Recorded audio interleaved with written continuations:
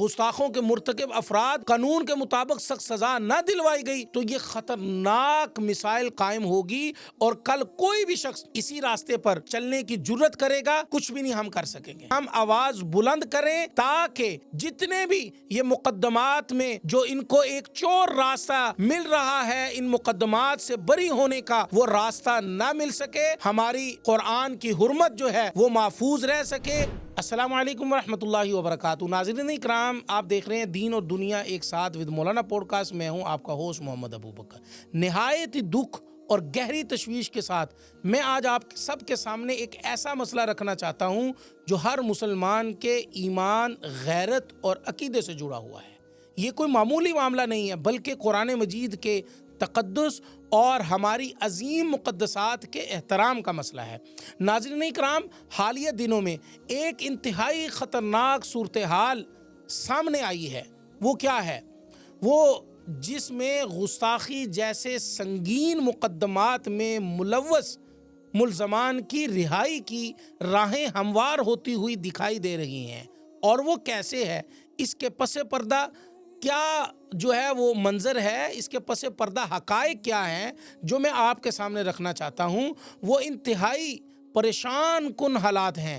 کچھ عرصہ قبل آپ نے جیسا کہ دیکھا ہوگا کہ اہم قانونی عہدوں پر فائز افسران کو اچانک ان کے منصب سے ہٹا دیا گیا، جن میں اسسٹنٹ ڈائریکٹر لیگل جیسے کلیدی عہدے پر فائز بھی افراد کو جو ہے ان کے عہدوں سے ہٹا دیا گیا۔ جب ان کو ان کے عہدوں سے ہٹا دیا گیا، ان کی جگہ ایسے افراد کو تعینات کیا گیا جو قانونی تقاضوں کو مکمل طور پر پورا نہیں کر سکتے۔ یہ تبدیلیاں محض انتظامی نہیں ہیں، بلکہ اگر یہ تبدیلیاں ہو گئی ہیں، ان کے پیچھے ان کی تبدیلیوں کے اثرات کیا ہے؟ وہ براہ راست یہ اثرات ان حساس مقدمات پر پڑ رہے ہیں جن کا تعلق قرآن مجید کی بے حرمتی اور قرآن مجید کی حرمت اور ہمارے دینی شعائر سے بالکل جڑے ہوئے ہیں۔ عدالت کی جانب سے بھی اس صورتحال پر سخت تشویش کا اظہار کیا گیا ہے اور واضح طور پر تنبیہ کی گئی ہے کہ اگر آئندہ سماعتوں میں متعلقہ قانونی افسران پیش نہ ہوئے تو عدالت ملزمان کو رہا کرنے پر مجبور ہو سکتی ہے۔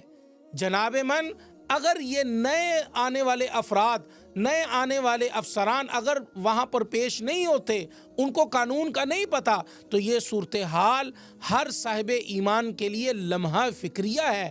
کیا ہم اس بات کو برداشت کر سکتے ہیں کہ وہ افراد جن پر قرآن مجید کی بے حرمتی، مقدس ہستیوں کی توہین اور انتہائی قبیح حرکات کے الزامات ہیں، وہ محض تکنیکی بنیادوں پر آزاد ہو جائیں اور معاشرے میں دوبارہ اسی شر انگیزی کو فروغ دیں؟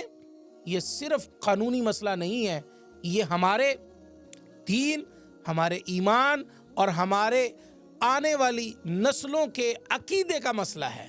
اگر آج آپ خاموش رہے، میں خاموش رہا، ہم خاموش رہے، علماء خاموش رہیں، تو کل کو یہ فتنہ مزید بڑھ کر ہمارے گھروں تک پہنچ سکتا ہے، اور یقین کیجئے گا کہ ہمارے گھر اس فتنے سے محفوظ نہیں رہیں گے۔ میں اس موقع پر سب سے بڑھ کر حکومت پنجاب، بالخصوص وزیر اعلیٰ پنجاب محترمہ مریم نواز شریف صاحبہ، آپ سے اور تمام قانون نافذ کرنے والے اداروں سے میں مؤدبانہ مگر پرزور اپیل کرتا ہوں کہ وہ اس معاملے کا فوری نوٹس لیں، ان مقدمات میں قانونی تقاضوں کو مکمل کیا جائے، متعلقہ افسران کی تعیناتی یقینی بنائی جائے اور کسی بھی قسم کی کوتاہی کو برداشت نہ کیا جائے۔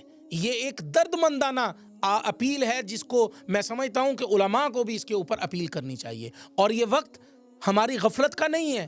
آپ یاد رکھیے گا، اگر خوشیاں آ رہی ہیں تو اگر یہ غفلت ہم سے ہو گئی نا، اگر ہم نے بیداری کا جو ہے وہ ثبوت نہ دیا، تو گستاخوں کے مرتکب افراد قانون کے مطابق سخت سزا نہ دلوائی گئی تو یہ خطرناک مسائل قائم ہوگی، اور کل کوئی بھی شخص اسی راستے پر چلنے کی جرت کرے گا اور ہمیں کچھ بھی نہیں ہم کر سکیں گے۔ ہمیں یاد رکھنا چاہیے کہ ماضی میں جب اہل حق نے متحد ہو کر آواز بلند کی تو مثبت تبدیلیاں سامنے آئیں، قرآن مجید کے تقدس کے حوالے سے اہم اقدامات کیے گئے اور اداروں کے رویوں میں بہتری آئی۔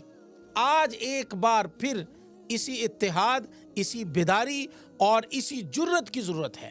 اگر ہم نے بر وقت اس فتنے کا سدباب کیا اور اداروں نے اپنی ذمہ داری پوری کرتے ہوئے مجرموں کو قرار واقعی سزا دی تو انشاءاللہ اللہ رب العزت کے فضل و کرم سے یہ معاشرہ محفوظ ہوگا اور آئندہ کسی کو یہ جرت نہیں ہوگی کہ وہ ہمارے مقدسات کی توہین کرے۔ لیکن اس کے برعکس اگر خدا نخواستہ اس معاملے میں نرمی برتی گئی یا قانونی کمزوریوں کی